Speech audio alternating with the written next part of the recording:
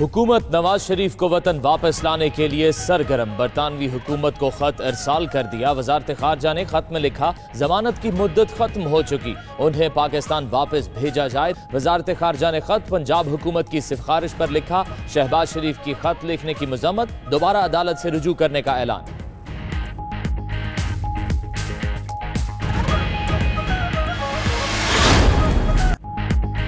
इमरान खान ने खुद नवाज शरीफ को लंदन भेजा। अब कौम के सामने झूठ ना बोलें।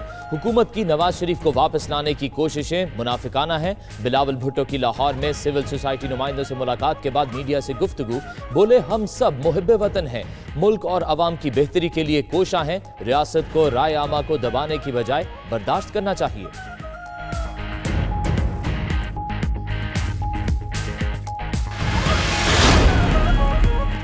हुकूमत इमरान खान की है, लेकिन सबको फिक्र नवाज शरीफ की है। शाहिद खाकान अब्बासी की प्रोग्राम हो क्या रहा है में गुफ्तगू, बोले इमरान खान के पास कोई इख्तियार है ना मुल्क उनसे चल रहा है।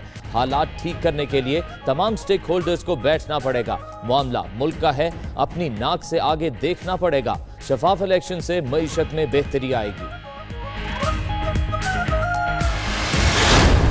फिरदौस आशिकवान कहती हैं वो लंबे अरसे के लिए गए थे। मजीद कहा, नवाज शरीफ की वापसी के लिए चिट्ठी लिख दी, जाने से पहले अदालत को हल्फनामा दिया था, उसकी पासदारी करे। नवाज शरीफ को रिलीफ देने वाले मेडिकल बोर्ड की सिफारिश पर ही खत लिखा गया।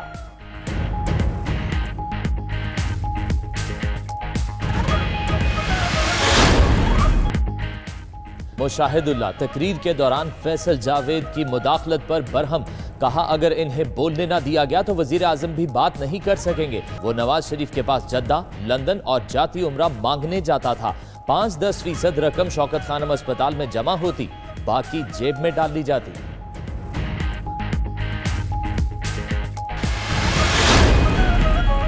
2020 मुलाजमतें देने और तरक्की की शरह बढ़ाने का साल है। वज़ीर आज़म का कम लागत के घर बनाने के लिए बिलासूद कर्जे के चेक देने की तकरीब से खिताब, कहा ब्लू एरिया मेगा प्रोजेक्ट से आने वाला पैसा गरीबों के घरों के लिए खर्च करेंगे। उधर इमरान खान से मारूफ बैंकारों की मुलाकात, गवर्नर स्टेट बैंक और मशीर खजाना की शिरकत। वज़ीर आज़म ने कहा बीमार सनती यूनिट्स की बहाली चाहते हैं।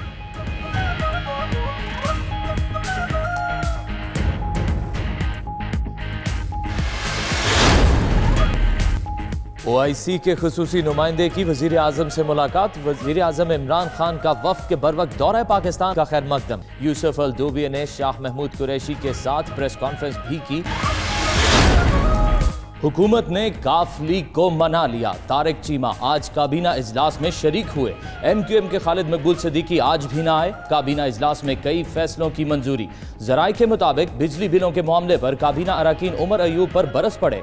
बेशतर वज़रा की उमर अयूब की पॉलिसी पर तनकीद। मुराद सईद ने भी आड़े हाथों लिया। वज़ीर आज़म की बिजली बिलों से मुतालिक मुअस्सर पॉलिसी बनाने की हिदायत। सियासतदानों की अनोखी किफ़ायत जारी, पड़ेगी अवाम पर भारी। अरकान पार्लियामेंट के लिए मराद खामोशी से मंजूर। अहले खाना भी मुफ्त फ़ज़ाई सफ़र करेंगे। सफ़र ना भी किया तो मसावी रकम 8,75,000 रुपए का वाउचर वसूल कर सकेंगे। वफाकी काबीना ने मेंबर्स ऑफ पार्लियामेंट तनख्वाह और अलाउंसेस तमीमी बिल 2020 की मंजूरी दे दी। पार्लियामेंट से भी मंजूरी ली जाएगी। खजाने पर 30 करोड़ का बोझ पड़ेगा। राना सनाउल्लाह ने नैब के नोटिस को लाहौर हाईकोर्ट में चैलेंज कर दिया। दरख्वास्त में मौक़िफ़ अपनाया कि चेयरमैन नैब को तहकीकात का हुक्म देने का इख्तियार नहीं। राना सनाउल्लाह की दरख्वास्त पर कल लाहौर हाईकोर्ट का 2 रुकनी बेंच समाअत करेगा। जमीन से पानी निकालने पर 1 रुपया फी लीटर टैक्स। सिंध हुकूमत का सूबे में पानी पर 1 रुपये फी लीटर टैक्स आयद करने का फैसला। सिफारिशात का मुसवदा तैयार कर लिया गया। टैक्स का इतलाक मिनरल वाटर तैयार करने वाली सनतों और सॉफ्ट ड्रिंक बनाने वाली कंपनियों पर होगा। आमदन कराची वाटर बोर्ड और वासा में तकसीम की जाएगी। PTI की 3 खवातीन अरकान असम्बली नाअहली से बच गईं। कंवल शौज़ेब, मलाइका बुखारी और ताजबीन सफदर की अहलियत नून लीग ने चैलेंज की थी। इस्लामाबाद हाई कोर्ट ने दरख्वास्तें मुस्तरद कर दी। लाहौर कलंदर्स ने भी फतह का मजा चख ही लिया। दिफाई चैंपियन कोयटा ग्लैडिएटर्स को 37 रन से हरा दिया। PSL का मैच कज़ाफी स्टेडियम में खेला गया। ग्लैडिएटर्स की दावत पर कलंदर्स की पहले बैटिंग। रवा सीजन का सबसे बड़ा स्कोर 209 रन बना डाले। बैन डंक के शानदार 93, समित पटेल के धुआंधार 71 रन। ग्लैडिएटर्स 172 रन पर आउट हो गई। सलमान इरशाद की 4 विकेट्स। और इस्लामाबाद में गजल नाइट सजाई गई। गुलकारों ने मसरूरकुन आवाज से समा बांध दिया। हाजरीन से खूब दाद वसूल की।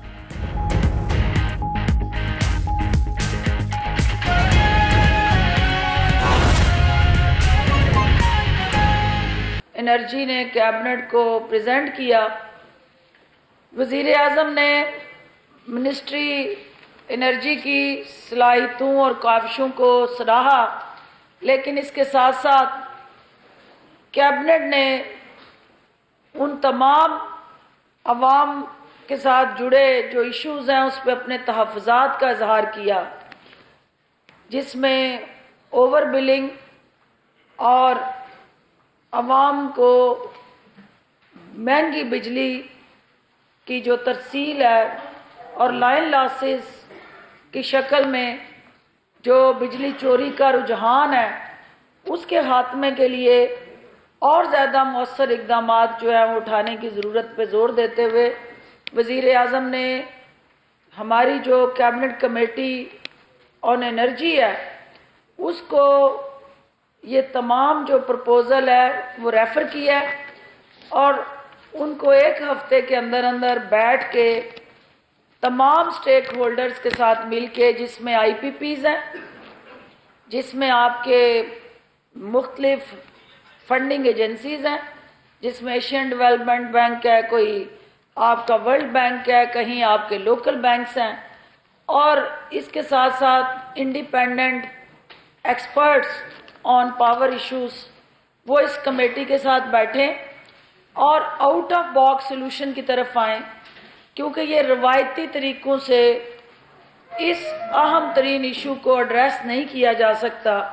और प्राइम मिनिस्टर ने अगले 25 साल के लिए इसको प्लान करने की हदायत दी और एक लॉन्ग टर्म एनर्जी पॉलिसी और एक शॉर्ट टर्म एनर्जी पॉलिसी को फिलफौर कैबिनेट के सामने लाने की हदायत दी।